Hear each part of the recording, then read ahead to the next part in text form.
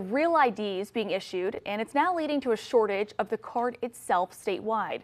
The Department of Finance and Administration says they are aware of the issue and are working to relieve some of the congestion at the revenue offices. KNWA's Dylan Nooner joins us now in studio. And Dylan, what more can you tell us about the plan to resolve this shortage? Yeah, Allie, the Department of Finance Administration says they're doing everything they can to keep up with the massive amount of real IDs being issued throughout the state. Now, today I spoke with the DFA, who continues to preach patience, and some people whose patience is wearing thin. If there's a shortage of the real IDs, why are people coming to get them and then making the wait for all of us much longer? Over 900,000 real IDs have been issued in Arkansas, but now the Department of Finance and Administration is reporting a shortage statewide. We have 1.8 million with, what we would say is a regular license or ID. So if those 1.8 million decide tomorrow that they absolutely have to have a real ID, then we could see these lines continue for at least the near future. Scott Harden with the DFA sets an issue with the manufacturing of the card itself that is causing delays in the process, and they're actively monitoring the status of all deliveries. Basically what we give them is a list of the offices that are doing the most business and that are in need.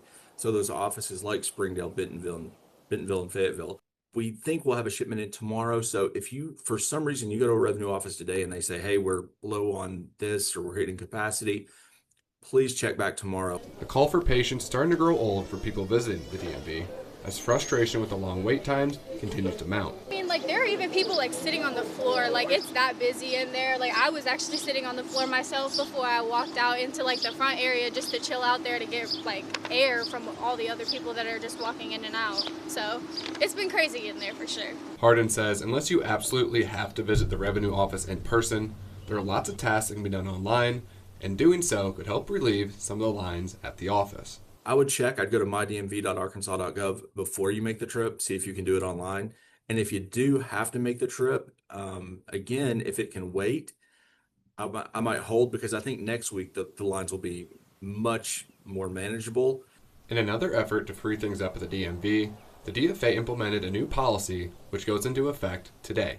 If you do want a replacement or a duplicate license, we're going to move all that online, meaning if you need that, you go to mydmv.arkansas.gov. You can click a couple of buttons, place the order.